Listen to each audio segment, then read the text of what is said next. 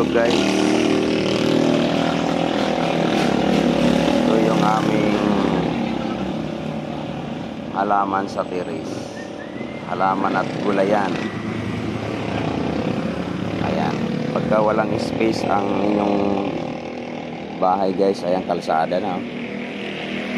At walang mapagtaniman ng halaman, mga gulay-gulay para pang ulam-ulam guys. So meron tayo ditong alugbati, sili, tapos mayroon tayong ang tawag nito, yung pampalago ng buhok guys.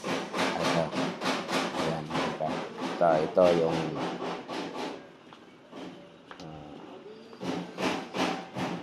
dragon fruit. Ayan. Dragon fruit. Tapos aloe vera yan, aloe vera. Nala ko na. Ayun, may pinya pa tayo guys. Dito lang yan sa terrace. Tapos mayroon tayong tanim na luya. Ito malunggay. Hindi pa nabuhay. Hindi pa nabuong malunggay. Nagbating pula. Tanglad. Yes.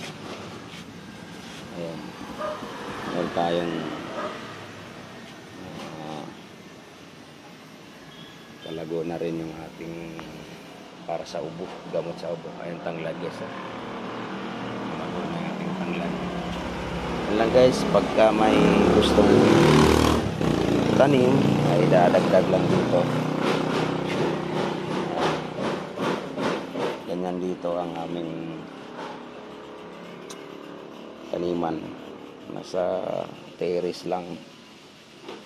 Mahirap dito sa Manila guys. Wala tayong lupa na mapagtaniman.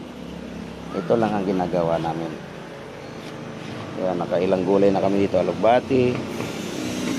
Pagka magtinula ng manok, ayan, marami tanglad. Manok, isda. Ayan. At least makagulay-gulay tayo. Kaya paano meron tayong pangulam-ulam.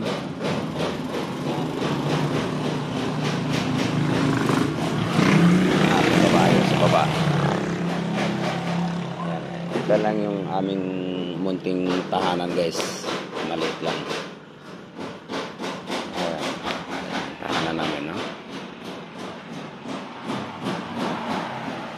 Dito lang yan sa Antipolo po, Rizal. Guys, okay. Bye-bye.